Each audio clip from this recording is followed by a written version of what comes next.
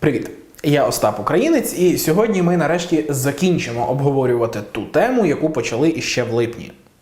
І так, я пам'ятаю, що ми обіцяли, коли відео про австрійський генштаб набере 10 тисяч переглядів, ми зробимо випуск про те, як українська мова вплинула на російську. Ми трошки прорахувались. Але проблема в тому, що розповідь про становлення української мови і про політичні питання, пов'язані з її самостійністю, все ж мала б бути цілісною. Тому сьогодні ми закінчуємо цю міні-серію, і вже наступний випуск квантової філології, як і обіцяно, буде присвячений, по-перше, наступному етапу розвитку української мови, тому що ми поговоримо про добу бароко, а по-друге, саме тому, як українська вплинула на формування російської мови. З цим і починаємо.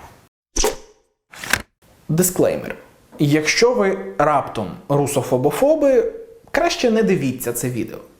Оскільки питання самостійного виникнення і незалежного розвитку української мови завжди було в першу чергу політичним, а не лінгвістичним, ця частина буде значною мірою присвячена саме політиці щодо української мови. Відповідно, тут я не один раз згадуватиму Росію, цитуватиму російських політичних діячів, і, повірте, жодного разу це не буде на їх користь.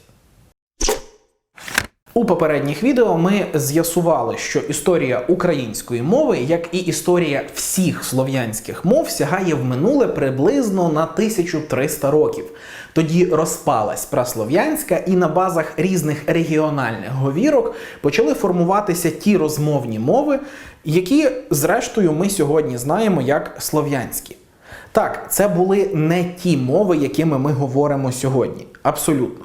Але між тим, як говорили на землях Поділля і Покуття приблизно 1000-1200 років тому, і тим, як тут говорять сьогодні, можна простежити доволі чіткий і нерозривний зв'язок.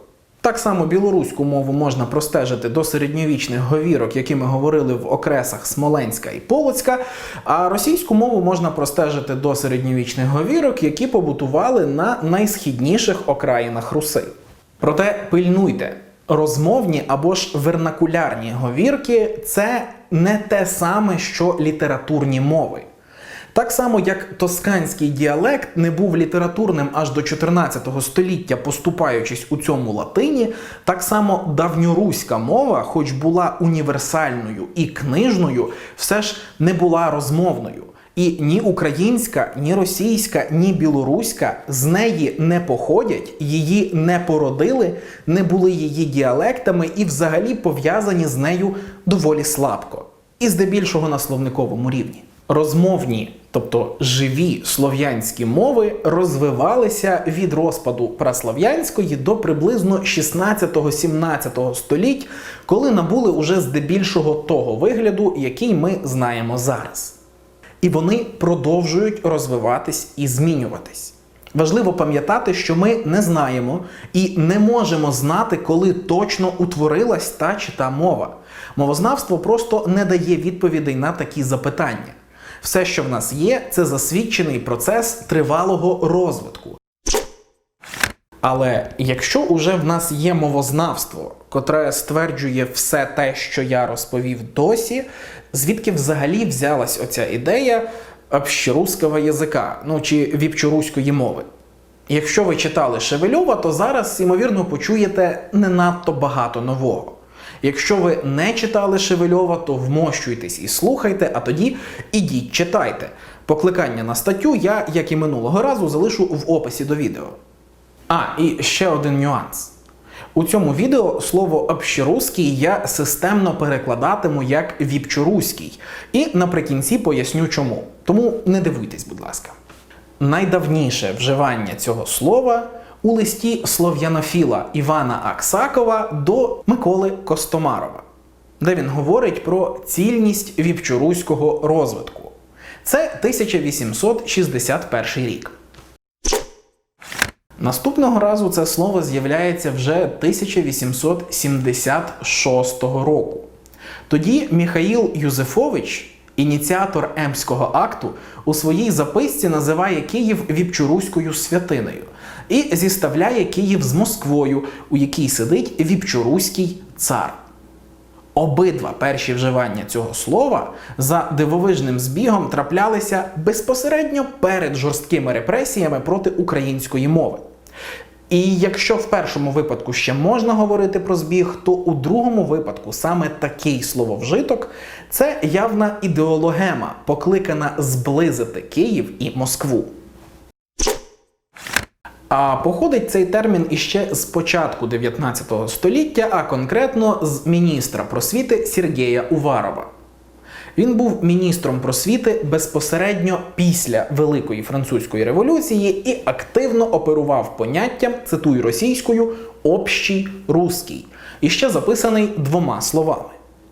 Уварова доволі легко зрозуміти. Після Великої Французької революції у монархічних колах Європи була невеличка паніка з приводу ліберальних рухів, демократичних революцій і тому подібного.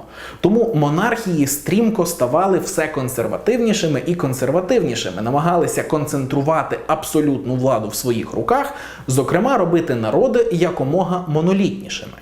І треба сказати, що Уваров придумав для цього геніальну стратегію, котру ми сьогодні знаємо як тріада Уварова. Цю тріаду зі школи ви можете знати у формулюванні православ'я, самодержав'я, народність. Самодержав'я – це основа благополуччя в ідеології Уварова. Православ'я – це опора самодержав'я. Ну а народність передбачає, що всі народи, які населяють Російську імперію, мають злитися у один великий російський народ, і тоді наступить рай на землі, ну або принаймні рай конкретно в Петербурзі. Як бачимо, тенденція діставати вівчоруськість із шухляди зберігається в російських політиків від початку 19 століття і до сьогодні. І це поняття вони з шухляди дістають виключно тоді, коли з'являється потреба вберегти Росію від будь-якого, особливо ілюзорного, внутрішнього розколу. Але яка ж семантика цього слова «вівчоруський» чи російською «общеруський»? Ну, ідеолог і філософ Пьотр Струве заявляє, що Драгоманов вживав цей термін не в етнічному, а в культурно-політичному сенсі. Слову «вівчоруський» я надаю значення не етнічне, а культурно-національне. І саме в такому сенсі цей термін вживав Драгоманов. Але слово «общеруський» у вживанні Драгоманова ми не змогли знайти ні в російському, ні в українському корпусі. Джерел, на які покликається сам Струве у цій праці, у вільному доступі теж немає. І, власне, навіть якщо Драгоманов його вживав, це не настільки важливо, оскільки в 19 столітті переважно побутував трошечки інший термін із суттєво іншим значенням – всеросійський. Це насправді доволі легко зрозуміти із самої логіки російської мови.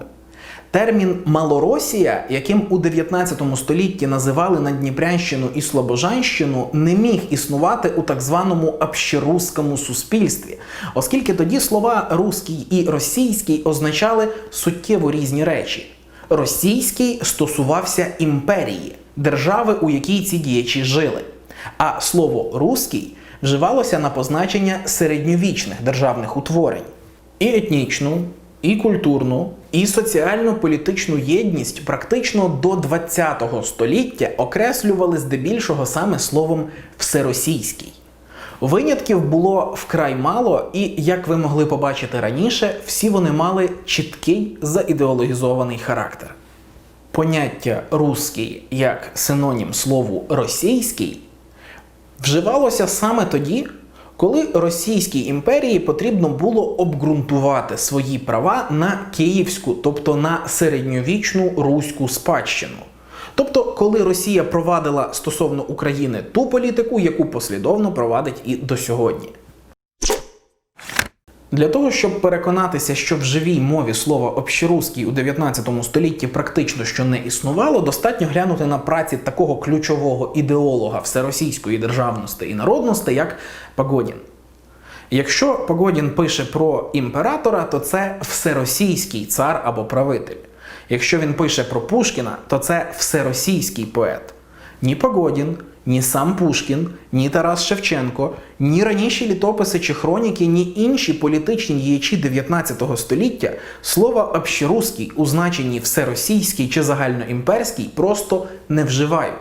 Цього слова у розмовній, живій мові не існувало. Воно було ідеологічним штампом, який використовувався саме тоді, коли це треба було імперській політиці. Але на початку ХХ століття ситуація раптом почала змінюватися. Простежити появу цього слова у побутовій мові можна приблизно з історика надзвичайно проімперського спрямування Василія Ключевського, котрий у своїх розповідях про найдавнішу історію Руси вживає от яке формулювання. Головні міста різних племен приблизно в часи прикликання князів почали об'єднуватися в один Віпчоруський союз. Думаю, ви вже помітили, в чому тут маніпуляція. Ключевський зближує історію Росії як імперії з історією Руси як середньовічної держави, фактично постулюючи сучасну йому Росію як єдину спадкоємицю цієї держави. Відповідно, український і білоруський народи лише гілки так званого віпчоруського народу, а українська і білоруська мови лише менші говірки цієї великої теж віпчоруської мови. А далі слово «віпчоруський» зненацька набуло двох доволі різних значень. Уже 1911 року український мовознавець Дмитро Овсянико-Куліковський, пишучи про Тургенєва, стверджує, що у його домі розмовною мовою була віпчоруська, а не українська. Того таки року Володимир Жаботинський, говорячи про Шевченка, стверджує, що віпчоруська мова цуралась українського поета. Судячи з практики вживання, українські автори на початку ХХ століття слово «віпчоруський» вживали в абсолютно конкретному сенсі літературної російської мови, тобто загальної мови імперії.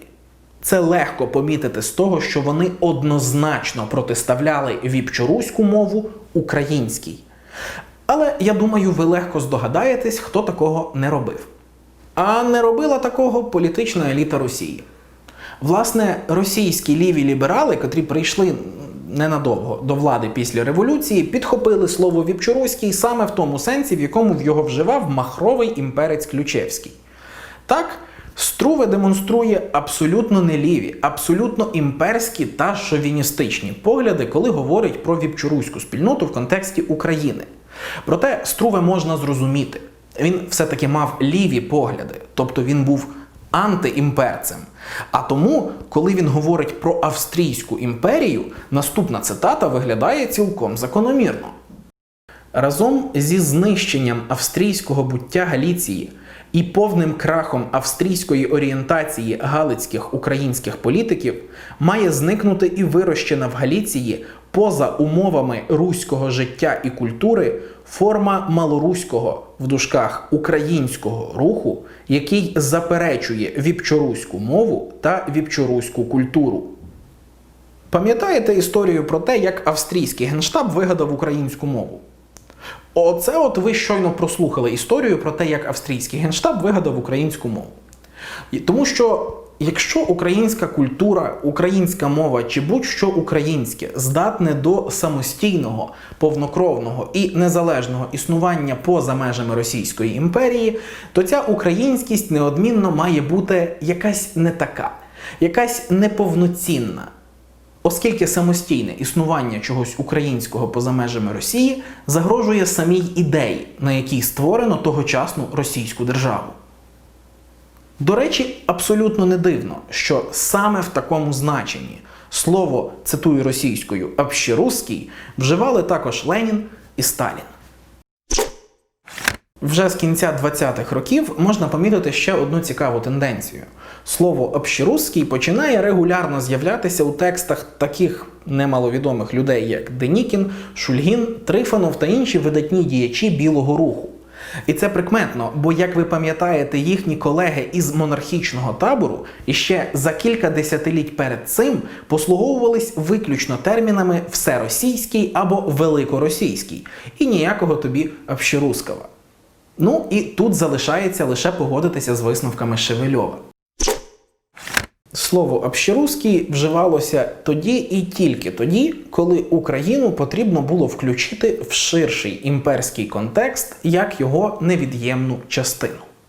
Так, Струве, наприклад, просто ігнорує реальність і всю попередню практику вживання цього терміну, коли пише, що віпчоруська мова більш ніж просто державна. Це мова загальнокультурна і загальнонародна. А Трубецкой, услід за ним, каже, що всі східнослов'янські говірки – нащадки одного і того самого діалекту праслов'янської мови. І цей діалект можна назвати віпчоруською прамовою. А от Біціллі, описуючи українську мову 20-х років, якою послуговувались футуристи, неокласики та інші митці розстріляного відродження, взагалі припускається фантасмагоричної обмовки, коли пише, що ця мова, тобто літературна українська, народу чужа. І то ще більше, ніж віпчоруська літературна мова. Всі ці панове, звісно, непрямо визнають існування української мови, окремої від російської, чи, якщо ми приймаємо їхні формулювання, окремо від віпчоруської чи всеросійської мови. Але жоден з них не може відважитись на те, щоб назвати цю мову прямо і просто сказати «українська мова» чи «українська розмовна мова». Власне, всі вони визначають українську виключно через те, чим вона не є. А не є вона, звісно, російською мовою. Навіть Струве, котрий раз у раз абсолютно ігнорує реальність у своїх тезах, системно обмовляється, забуває про те, що він говорив раніше, і дозволяє собі висловлювати отакі от справжні побоювання. Якщо інтелігентська українська ідея вдарить у народний ґрунт і запалить його своїм українством, це загрожуватиме величезним і нечуваним розколом у російській нації. Пам'ятаєте Уварова і його державну політику, котру я згадував на початку цього відео? Так от, як бачите, роки і десятиліття минають, а центральна ідея не змінюється. Віпчоруську мову згадують виключно тоді, коли потрібно наголосити на меншовартості будь-яких потенційно відцентрових чи самостійницьких рухів в Україні чи, як на те пішло, в Білорусі. Не тому, що ідея віпчоруської мови – це правда, а тому, що заперечення цієї ідеї суперечить державній ідеології. Власне, на сьогодні так і немає жодного свідчення реального існування віпчоруської мови. Не існує її граматики, не існує жодних чітко сформульованих рис, які б відрізняли її від всіх інших, і не існує жодних актуальних праць, які б системно доводили існування окремої мови, з якої походять саме російська, українська і білоруська. А причина доволі проста. Як ми пам'ятаємо з уроків Велесової книги, надзвичайно складно створити те, чого насправді не існує. Що ж, здається, нам залишилось відповісти на одне єдине питання. А що таке, власне, віпчоруська мова і чому вона віпчоруська? Ну, саме слово «віпчоруська» – це жарт, вигаданий Шевельовим. Справа в тому, що в українській мові слова «общий» немає, а слово «община» ми запозичили із російської. Замість слова «общий» ми користуємося словом «спільний», котре теж слов'янського походження, але у російській мові воно відсутнє. Проте праслов'янська форма, від якої походить російське «общий», в українській мові є, особливо в деяких західних говірках. Тільки там воно набуло вигляду «віпчий», що до сьогодні можна побачити у доволі багатьох західноукраїнських онімах. Якби таке поняття, як общеруський язик, було породженням природної мови і функціонувало в українській мові як природне утворення, то ця фентезійна мова українською називалася б саме віпчоруська. Це легко перевірити за такими словами, як російське «отечество» і українська «вітчизна», чи «отечественний» і, відповідно, «вітчизняний». І це от, в принципі, все, що вам треба знати про фантастичну близькість і подібність української та російської мов. А на цьому сеанс страхітливої русофобії, базований виключно на російському мовному корпусі, оголошую закритим.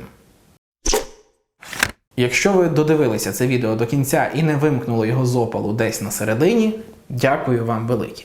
Не забудьте написати коментар, натиснути вподобайку або натиснути не вподобайку і написати коментар чому. Не забудьте натиснути на дзвоник і підписатись на наш канал, якщо ви тут вперше, а тоді, до речі, перевірте інші наші відео, вони теж дуже цікаві. Не забудьте поділитися цим відео з друзями, тому що я вважаю це доволі хороше завершення такої великої теми, як корені української мови. Про те, що коїлось на цих землях в епоху бароко, ми поговоримо уже в наступному випуску квантової філології, а поки що мені залишається лише подякувати вам усім. Звісно, окрема подяка нашим патронам, без фінансової підтримки котрих ми не могли б випускати ці відео настільки регулярно і займатися настільки глибокими пошуками у чомусь настільки незручному, як інтерфейс російського мовного корпусу. Наші патрони і ті, хто підтримує нас безпосередньо переказами на картку, ви просто прекрасні. Але я нагадую, що збори коштів на альбом «Співомовний», проєкт гурту «Пиріг і батіг» із поставленими на музику віршами Степана Руданського триває. Тому в описі до цього відео буде не номер моєї картки, а номер картки Мар'яна Пирожка. Якщо ви хочете підтримати хорошу українську музику і популяризацію української культури, зараз саме час.